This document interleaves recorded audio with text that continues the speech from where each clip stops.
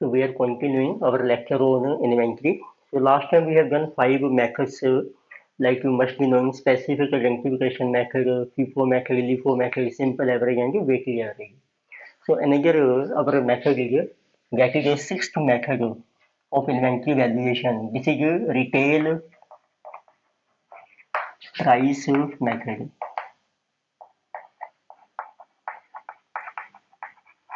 और this is also called as a adjusted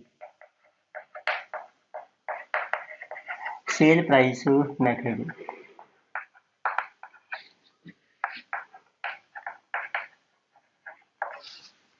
So in this case, what happens is, so we are given so stock of goods so at sale price. That we have to determine or we have to value our stock at a cost price. So in that case, when it is given a sale price, so what we have to do? So step one. So we have to determine or we can say calculate.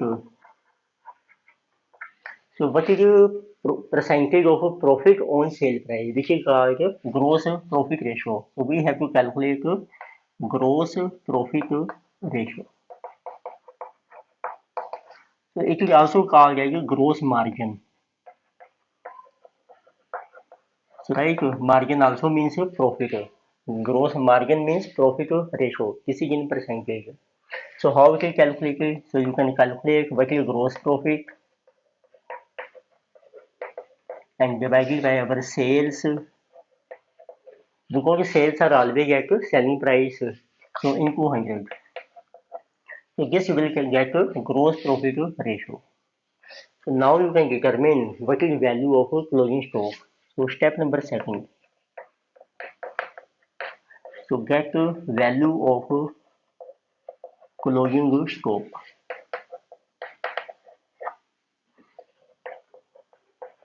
So this value is also called as cost. Value means cost price of stock.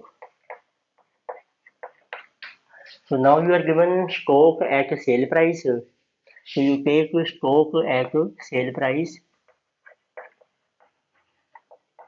and from this you subtract gross margin. So in this way you will get stock at cost price. And how we calculate gross profit also? Let us see this one.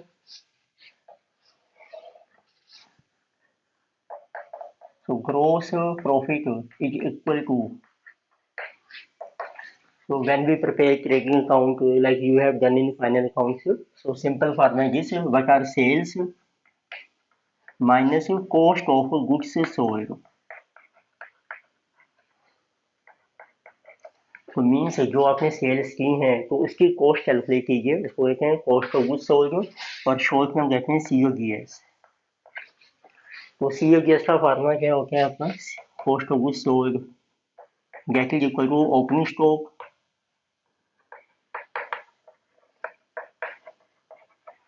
जैसे कोई भी year है उसका data आपको दिया है या कोई मंथ है, तो ओपनिंग स्टॉक कितने हैं प्लस परचेजेज आपकी कितनी है,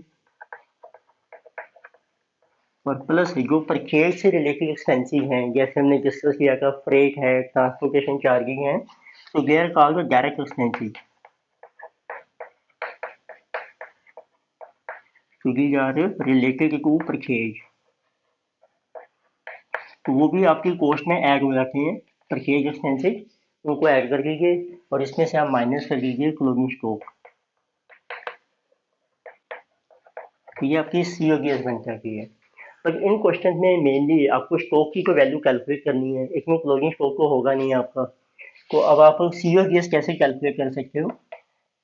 सीओजीएस तो इतनी जो सेल्स हैं आप सेल्स ले लीजिए, उसमें से माइनस कर दो ग्रोस प्रॉफिट, तो इसमें इस सेल में जितना प्रॉफिट इंक्लूड है वो माइनस कर दो, minus gross profit on sale. तो इतनी जो बैलेंस है वो सेल्स की वैल्यू आ जाएगी कॉस्ट के ऊपर, जिसका नाम है कॉस्ट ऑफ गुड्स सोल्ड। अब आप क्लोजिंग स्टॉक कैलकुलेट कर सकते हैं, जो कि और इन्फॉर्मेशन है। तो what will be formula of closing stock, तो वो इसी से फार्मूला बन जाएगा कॉस्ट ऑफ गुड्स सोल्ड से। Closing stock will go on left side and COGS will go on other side. It mean opening plus purchase. तो this is opening stock, तो इस टोटल को हम कहते हैं परचेजी प्लस जो भी इसके एक्सपेंसेस हैं, इसका नाम है कॉस्ट ऑफ परचेज। तो प्लस कर दीजिए आप कॉस्ट ऑफ परचेज, जो गुड्स आपने परचेज की है, राइट। उसमें से माइनस कर दो COGS, cost of goods sold. Means साल के शुरू में या मंथ के शुरू में कितना स्टॉक था, कितनी आपने परचेज की, इसमें से जितनी सेल कर गई वो लेस कर दो, बाकी आपके पास स्टॉक बच जाएगा। तो इसमें एक और टर्म आती है जो opening plus cost of purchase है, इसको हम कहते हैं कि आपके पास गुड्स कितनी अवेलेबल हैं सेल करने के लिए। तो इसका दूसरा नाम है cost of goods which are available for sale. तो इतनी गुड्स अवेलेबल हैं, उसमें से ये सेल कर गई, तो बाकी बचा आपके पास stock, right. This is very important method, mostly यही एग्जाम में पूछते हैं, रिटेल प्राइस मेथड। तो इसमें देखते हैं अब कई बार एक और भी प्रॉब्लम आता है इसी मेथड में।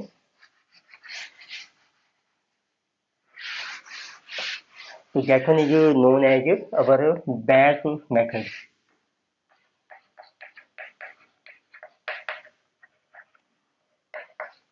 So back method means suppose you have to calculate. So we want to calculate. So closing stock or value of stock. That is as on 31st March 2020. Right, ये आपका एंड हो गया eight end of year.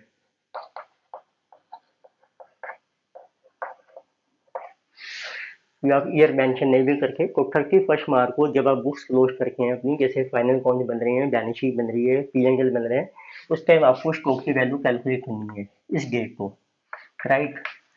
But this information is not available. पर अब क्या होगा, अब आपका नेक्स्ट ईयर स्टार्ट हो जाएगा 20 से 21। तो इट मीन्स अब नेक्स्ट ईयर के लिए ये बन जाएगा आपका opening stock, right. So this is called opening stock for next year.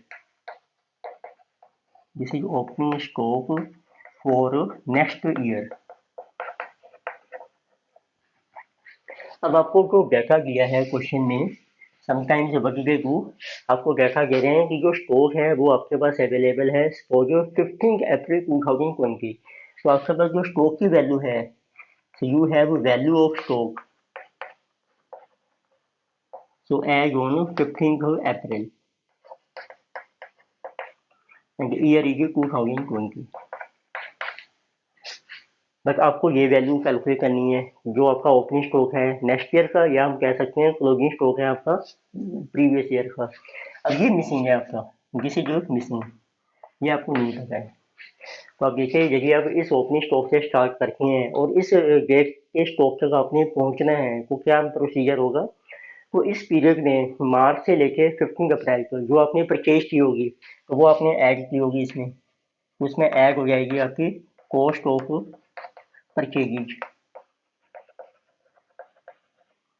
ठीक है, जो गुड्स आपने परचेज की हैं, कई बार होता है कस्टमर ने जो पुरानी सेल की थी पिछले साल, उसमें से कुछ वापस आ गई हैं, तो वो हम कहते हैं सेल्स रिटर्न, तो वो भी आपकी ऐड हो जाएंगी, वो भी आपका स्टॉक बन जाएगा।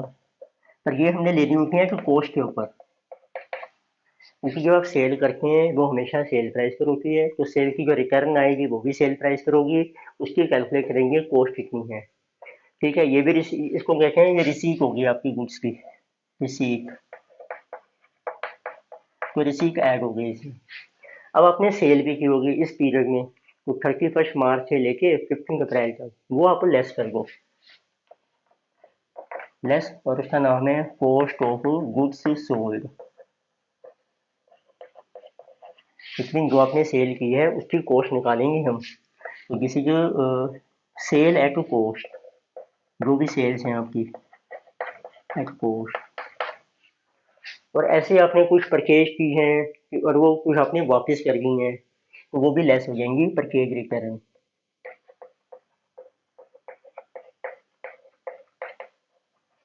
कुछ मीन्स इनको एडजस्ट करने के बाद ये माइनस का फिगर है आपका ब्रैकेट में, तो ये स्टॉक रह गया आपके पास। ठीक है, हम इसका सीक्वेंस देखें, एक तरीके से हम कह सकते हैं ये ओपनिंग स्टॉक है नेक्स्ट पीरियड के लिए, प्लस परचेज ऐड होगी, सेल लेस होगी, ये आपका बन गया समझो क्लोजिंग स्टॉक। अब आपने रिवर्स चलना है, इस स्टॉक को लेके इस स्टॉक की वैल्यू आपने कैलकुलेट करनी है। लेकिन if this is closing stock है इस पीरियड के लिए, this is just like closing stock, और आपको कैलकुलेट करना है ये ओपनिंग स्टॉक जो पिछले साल का क्लोजिंग है, तो उसका फार्मूला क्या बनेगा।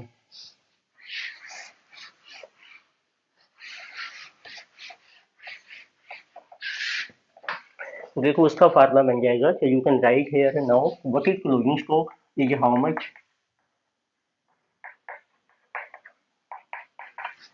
तो आप रिवर्स कर लीजिए, तो जो आपने सेल की थी जो लेस हुई थी उसको ऐड बैक कर लीजिए आप, add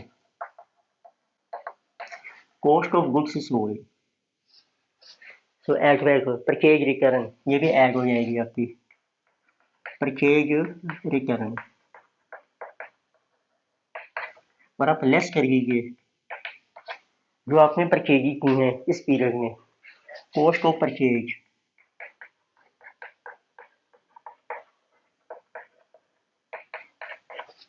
and you also subtract cell return जो कुछ वापस आ रही हैं, सेल्स रिटर्न।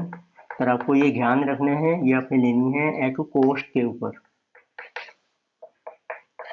कोई बैलेंस आपको मिल जाएगा। बट आगे बढ़ो, ओपनिंग स्टॉक, ये इस साल के लिए ओपनिंग स्टॉक है, बस हम ये कहते हैं दिस इज क्लोजिंग स्टॉक, ये है आपका closing stock of last year, right. तो ये हमारा है रिटेल प्राइस मेथड। तो लेकर सी क्वेश्चन करते हैं, या इलस्ट्रेशन है स्टडी मटेरियल में, वैसे मैं क्वेश्चन मेंशन कर ही रहा हूँ यहाँ पर, अगर भाई आप स्टडी मटेरियल ओपन कर सकते हैं अपना। तो first I am going to illustration number 6, page number is this one is 4.13, right? So in this data is given to us, sales are given, sales during year, so how much is your sale, rupees 2 lakhs, तो sales होती हैं आपकी sale price के ऊपर। Then cost of purchase is given, cost of purchase, so that is also 2 lakhs, then opening stock is given, so this one is nil, that means there was no opening stock, then closing stock is given, closing stock आपको mention किया है at sale price, this is given to be 50,000। तो पहले देखो आपको क्या करना है, अब आपको क्लोजिंग स्टॉक दिया है सेल प्राइस के ऊपर, तो उसके लिए हम कैलकुलेट करेंगे ग्रोस प्रॉफिट। तो जब आपने ग्रोस प्रॉफिट कैलकुलेट करना है तो आप एक पॉइंट ध्यान रखिए, when we have to determine gross profit, तो जो आपके अब सेल्स आपको दी हैं, तो जितनी सेल वैल्यू दी है उतनी की ही आपकी परचेज होनी चाहिए, cost of purchase. So in that case we compare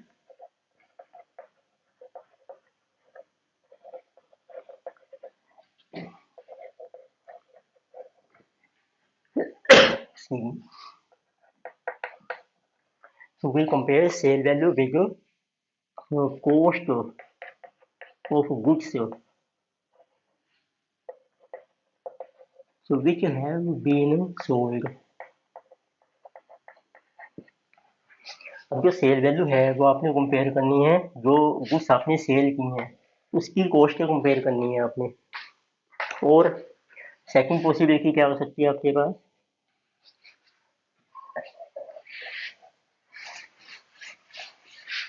तो कोई और इक्वेशन देखते हैं, जैसे आपके पास ओपनिंग स्टॉक है, प्लस की आपने परचेजेज, तो ओपनिंग स्टॉक भी कॉस्ट के ऊपर है, परचेज भी कॉस्ट के ऊपर होती है, तो इन दोनों को जो टोटल है इसको हम कहते हैं it is called cost of goods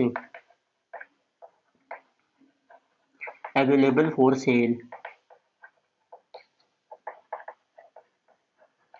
ये टोटल गुड्स हैं जो आपके पास अवेलेबल हैं सेल के लिए, ये कॉस्ट आ गई। अब इसी की सेल वैल्यू चेक करो आप।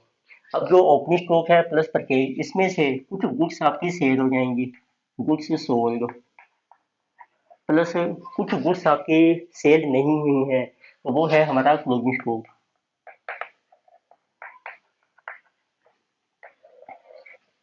तो इट मीन्स जो ओपनिंग स्टॉक है प्लस परचेज जिसको हम कहते हैं cost of goods available for cell, इसी में से कुछ गुड्स आपकी सेल हो जाती हैं, कुछ हमारा स्टॉक रह जाता है।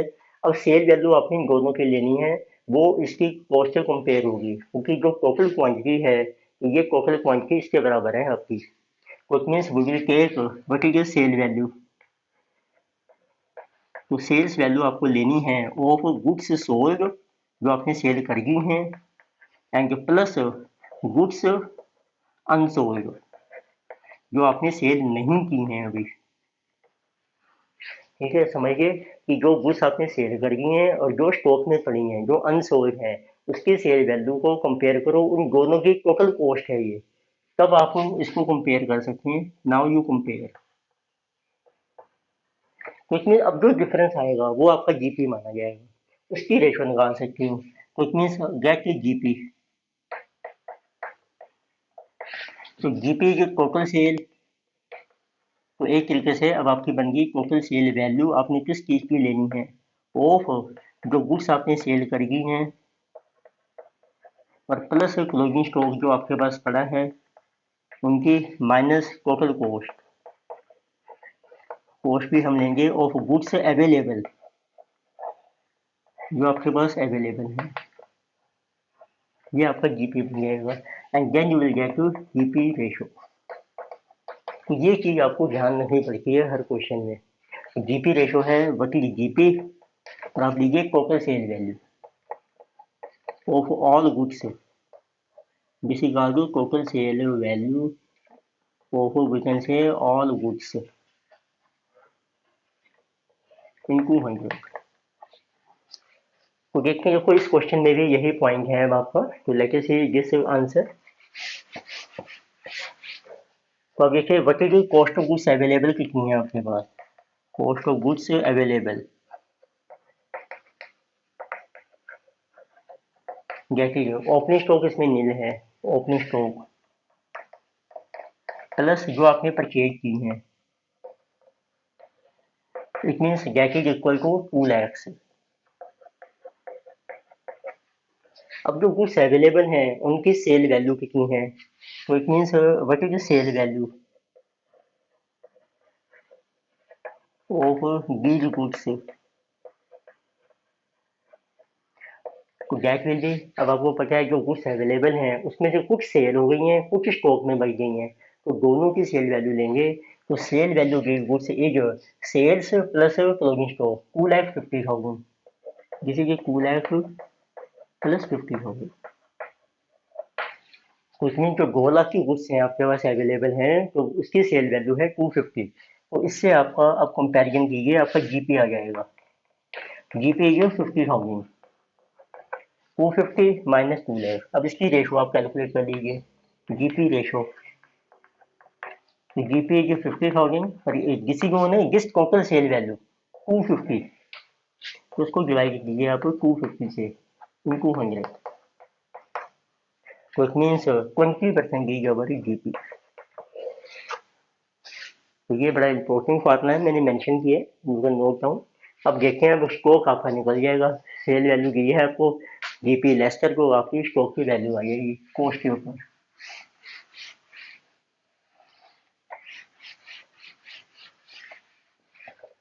So it means what is the value of stock in this question? You can write stock at sale price minus gross profit. So stock की जो सेल वैल्यू है जिसे 50,000 और माइनस कीजिए 50,000, ये सेल वैल्यू के ऊपर ही है, इसमें प्रॉफिट है 20%, तो it means 40,000 is value of stock. तो 40,000 आपका स्टॉक की वैल्यू आ जाएगी। तो ये थी इलस्ट्रेशन 6, नोट डाउन, पोस्ट कर लीजिए आप, नोट डाउन। लेट अस सी एक और इलस्ट्रेशन है number 5।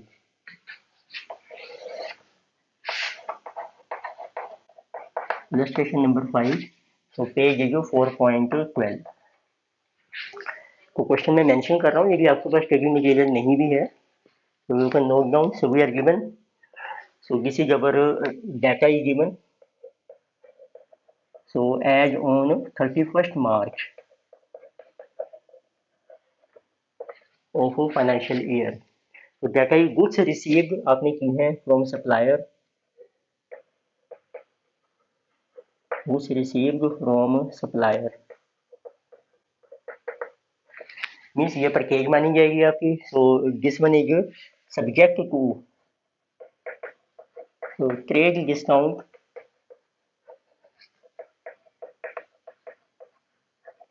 so that is our subject to trade discount and taxes. So value is 1575,500, कुछ मीन्स अभी इसमें से ट्रेड डिस्काउंट आपका माइनस होना है, टैक्सी जब आप परचेज करते हैं जैसे उसके ऊपर लगता है जीएसटी, वो आपका ऐड होना है। तो उसका रेट भी दिया है, ट्रेड डिस्काउंट आपको दिया है 3%,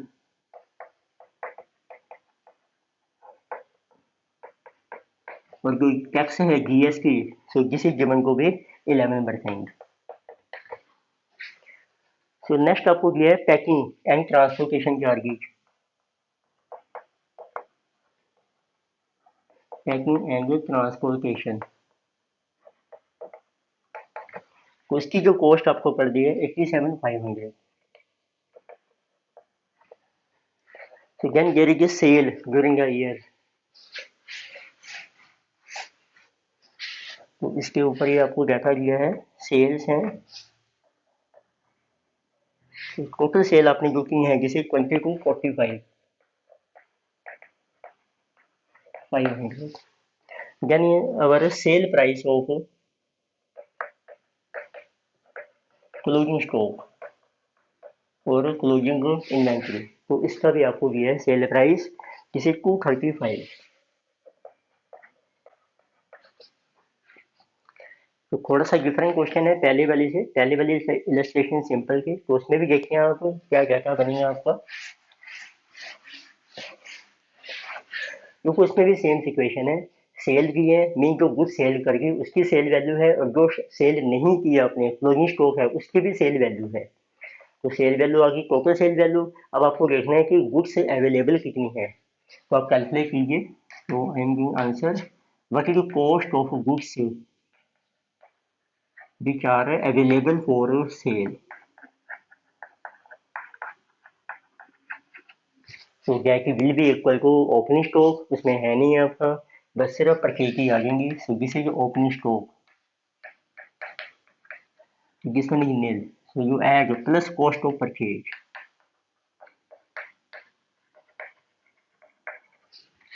तो कॉस्ट ऑफ परचेज है आपकी 15,75,500, उसमें से माइनस कर दीजिए trade discount,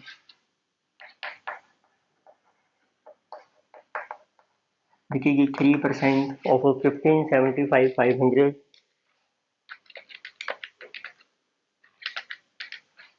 so this is our 47,265। तो माइनस करके आपकी आ जाएगी नेट परचेज प्राइस 1528, सो 235, उसमें प्लस कर लीजिए आप GST at the rate of 11% of this price इनको 11%, सो ऐड करके बनना है आपको जिसकी 168,106, सो टोटल लीजिए 1696,341, ये मैंने राउंड ऑफ कर दिया है। नाउ यू कैन कंपेयर, अब देखो ये टोटल सेल वैल्यू है आपकी, जिस you add total sale value that is coming to be 580.24, So sale value minus total cost of goods available for sale, that will be gross profit. तो यही formula apply हो जाएगा आपको same. So how much is our gross profit? Total sale 2480 500 minus 1696 341. So this is 2480 500 minus 1696 341. So this is coming to be 784159. अब आप calculate कर सकते हैं GP ratio. GP 784159 on total sale value, which is 2480 500 into 100. 2480 500 into 100. So this is coming to be 31.613%. Now you can determine what is the value of closing stock.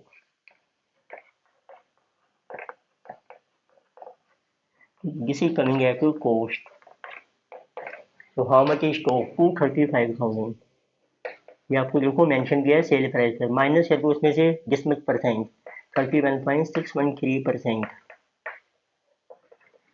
तो आप direct figure रखते हैं 235,000 minus 31.613%. तो less करके आपकी stock की value आ जाएगी cost के ऊपर 160709. तो दिस इज अवर वैल्यू. तो 160709. Let us see one more illustration. तो यही मेथड काफी चलता है जिसमें GST sale price. Next one we are going to illustration number 7.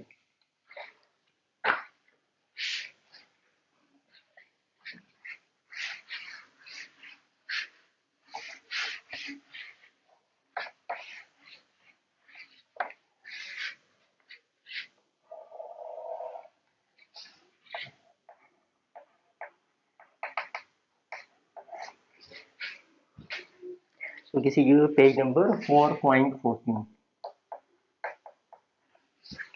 So first I am writing question.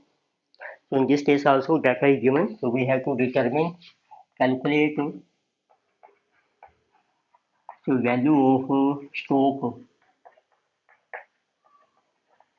So as on 31st March. तो आपको stock की वैल्यू कैलकुलेट करनी है. So data is given for this financial year. So opening stock is given. Opening inventory. So this is given to be 142,500. So then per kg are given.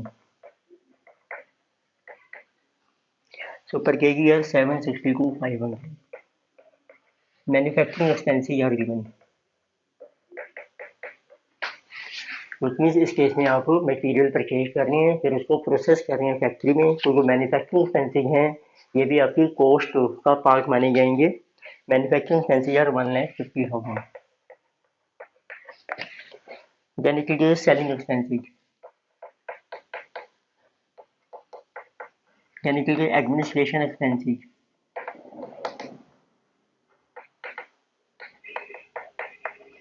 Then you are given financial charges.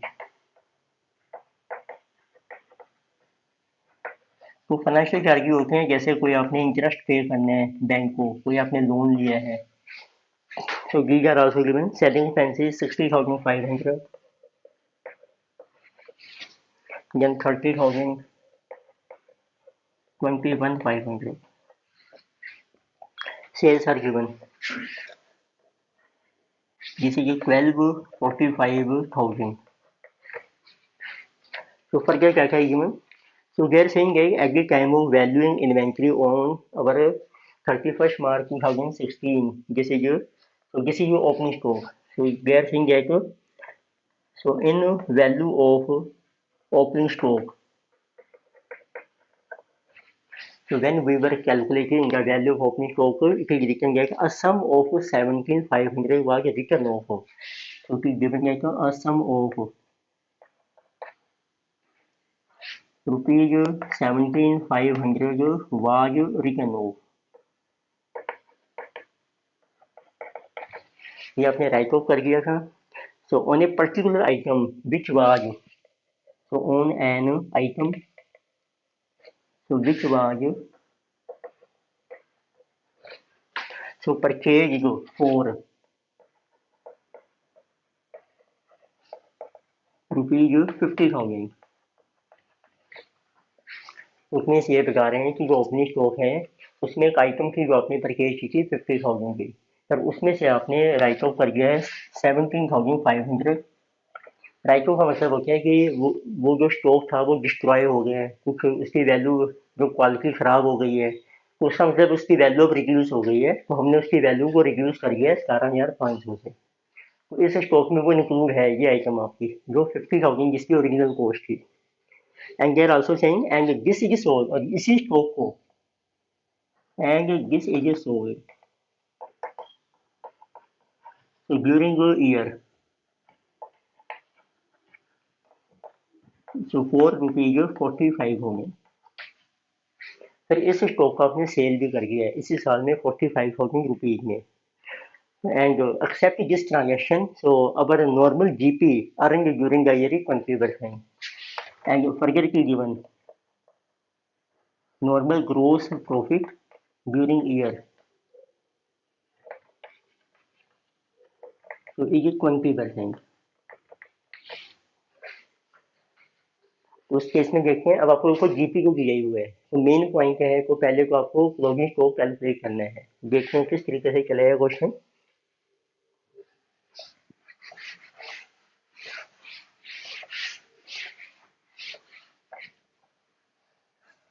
तो first of all जब आप GP, तो पहले GP ratio दी है जैसे, तो अब आपका क्लोजिंग स्टॉक मिसिंग है इसमें, और आपको सेल्स पे रखनी है, तो इट मीन्स आपका फार्मूला ये बन सकता है क्लोजिंग स्टॉक के लिए। तो बताइए closing stock that is equal to sales minus our cost of goods sold. तो इट मीन्स ये आपका आ जाएगा जीपी। तो इसके थ्रू फर्स्ट लेटर से राइट, दिस इज सेल्स, या आप रिवर्स कर सकते हैं, जैसे आप देखिए फर्स्ट लेटर से सीओजीएस का जो फार्मूला होता है, जिसे जो opening plus purchase minus closing, तो उसके जो आप क्लोजिंग को कैलकुलेट कर सकते हैं, इट विल गो हेयर, तो it will be opening plus purchase, opening plus purchase minus cost of goods sold, और जो कॉस्ट ऑफ गुड्स सोल्ड है that is also equal to sales minus GP. तो आपके पास sales भी है, GP भी है, राइट, ओपनिंग और परचेजेज भी है आपके पास, इसमें you can directly apply the formula. The question ये है, ये जो जीपी है आपका ये नॉर्मल है, अब ये जो स्टॉक है ओपनिंग स्टॉक और जो सेल्स है उसमें ये चीज़ें भी इंक्लूड हैं। अब ये मेंशन कर रहे हैं कि एक स्टॉक था जो आपने 50,000 का परचेज किया था, उसको राइट ऑफ कर दिया 17,500 में और सेल कर दिया 45 में। तो इस टाइप का जो स्टॉक होता है उसको हम कहते हैं नॉर्मल स्टॉक। अब नॉर्मल क्यों है, उसका रीजन है ये, वो 50,000 की जो चीज थी वो आपने 45,000 में सेल कर दी है, इतनी लॉस में सेल करने हैं, वो नॉर्मल जीपी पे सेल नहीं हो रहा है, उसमें कोई प्रॉफिट नहीं मिल रहा है। तो आपने क्या करना है, यदि कोई नॉर्मल स्टॉक है, तो if there is any abnormal stock,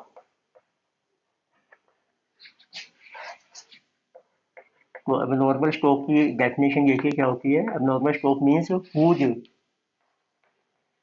GP is different, जिसका प्रॉफिट डिफरेंट होता है,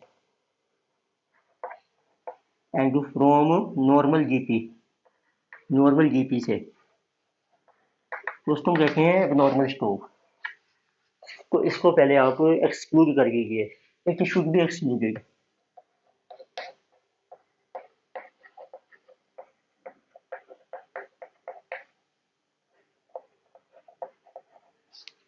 तो राइट, इसको आपने एक्सक्लूड करना है, तो देखते हैं सबसे पहले हाउ टू एक्सक्लूड। तो जैसे आपको पहले चाहिए कॉस्ट ऑफ गुड्स सोल्ड, उसके लिए सेल्स चाहिए, तो let us write number 1 what is normal sale. अब टोटल सेल है आपकी 1245। अब इसमें इंक्लूड है आपकी ये जो नॉर्मल स्टॉक है उसकी सेल वैल्यू है 45,000 जो आपने सेल करेगी। इसको कर दो माइनस ऑफ, इट मीन्स ये नॉर्मल स्टॉक की नॉर्मल सेल आ जाएगी 12 लाख। उसका नॉर्मल जीपी है आपके पास 20%, तो वो लेस कर रखे हैं, minus normal GP, that will B 12 lakh into 20%, जिसे ये 240। तो इस तरीके से आपकी अब आ जाएगी कॉस्ट ऑफ गुड्स सोल्ड, तो दैट मीन अवर 3960। तो इसी तरीके से आप कैलकुलेट कीजिए अब what is your opening stock and your purchases. तो उसमें से सी ओ गैस आ गई आपके पास। तो ओपनिंग स्टॉक को कर रखे हैं, what is your second point is how much is your normal opening stock.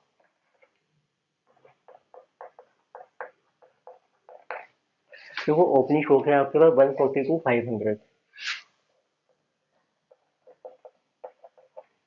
अब इसमें से आप अब नॉर्मल स्टॉक माइनस कर दो। अब नॉर्मल स्टॉक देखो कितने का इंक्लूड है, इसकी ओरिजिनल कॉस्ट ही 50,000 की, पर इसमें से आप राइट ऑफ कर चुके हो 17,500, तो इसकी वैल्यू कितनी रहेगी 50 माइनस 17,500, 32,500 जो इसमें इंक्लूड है, तो आपने माइनस करना है इसमें से। तो लेट मी राइट हियर 50,000, उसमें से 17,500 ऑलरेडी आपका लेस हुआ हुआ है, तो आपको सिर्फ 32,500 माइनस करना है।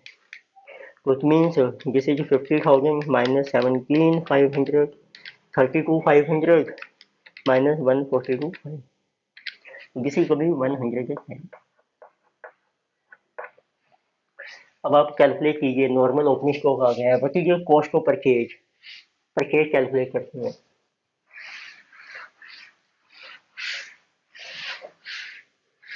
तो what is our cost of purchase, number खा जाएगा। Purchase are given 762। तो इवन हम मैन्युफैक्चरिंग कंसर्न में कह सकते हैं परचेज की जगह हम ये भी कह सकते हैं कॉस्ट ऑफ प्रोडक्शन, जो गुड्स आपने प्रोड्यूस की है उसकी कितनी कॉस्ट है। तो उसमें आपको क्या क्या लेना है, परचेज लेंगे मटेरियल की, प्लस लेंगे मैन्युफैक्चरिंग एक्सपेंसेज 150। तो सेलिंग एक्सपेंसेज आपने कंसीडर नहीं करनी है, एडमिनिस्ट्रेशन कंसीडर नहीं होंगे, और इंटरेस्ट का जो एक्सपेंस है वो भी कंसीडर नहीं होगा। तो ये टोटल गुड्स आ गई आपकी, total cost of purchase 912। So now you can calculate what is closing stock. So for now closing stock is opening stock plus purchases, cost of purchase,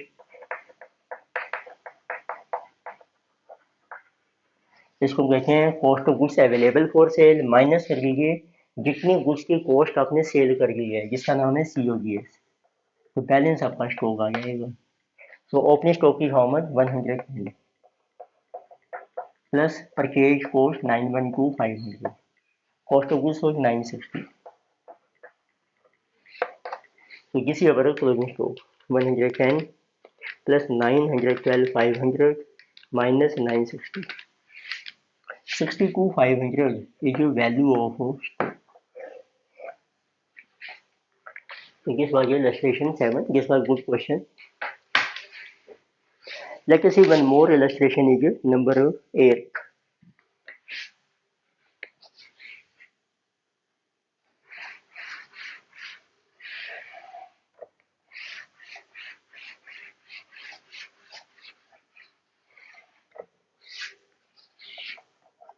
So page number 5, 4.15. So in this case we are given that so Traeger prepared his accounts on 31st March each year. It means accounts are prepared. So on 31st March. But they are saying due to some unavoidable reasons, no inventory taking could be possible till 15th April. But stock is not valued. What is value of stock on this date? So this we could not determine until 15th April. But we were able to find out value of stock so on 15th April. And how much is this one? on which date the total cost of goods in his godown came to be 5 lakhs. Value stock as on this date is determining rupees 5 lakh. So books are closed on 31st, but we are not able to find value stock. Ultimately, we were able to find value stock on 15th April, which comes to be 5 lakh. And to further you are given, so some transactions have taken place in between 31st March to 15th April. So transactions which took place so from 31st March to 15th April. So these are given to us. So sales are made. So sales made 410,000. So purchases made. So these are 50,340. Sales return. So these ones are 10,000. And goods are sold. Goods are sold at a profit of 20% on sale.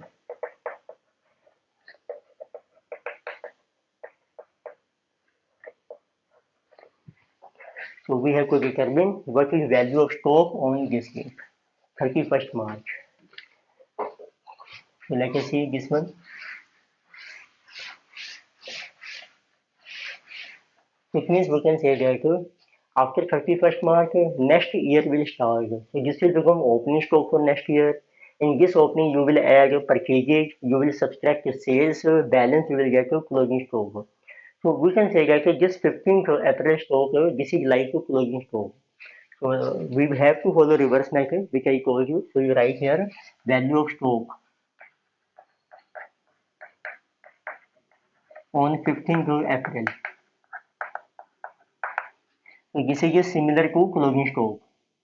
We can say that it is similar to closing stock. So what is value? This is your amounts are in rupees. This is your 5 lakh. So if you have made some sale, it means this is not included in this stock. So it will be added back. You have to add back cost of goods sold. But we will take a sale at a cost price. So how much is sale? Sale is a 410, but there is a return also. So you can directly take net sale at a cost.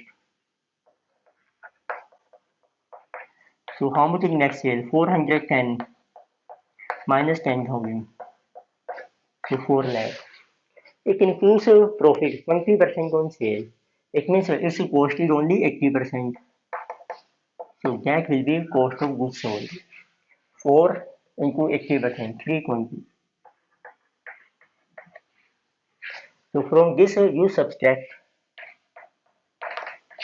So goods which are received during this period, 15 to 31st March to 15 April, this is your purchase. So less what is the cost of purchase?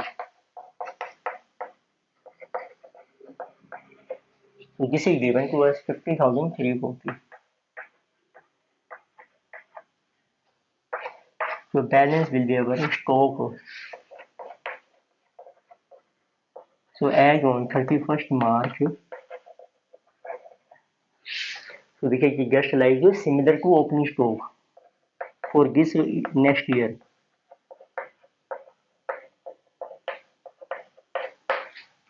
So how much is this stock? 53820 minus 50,340, 769.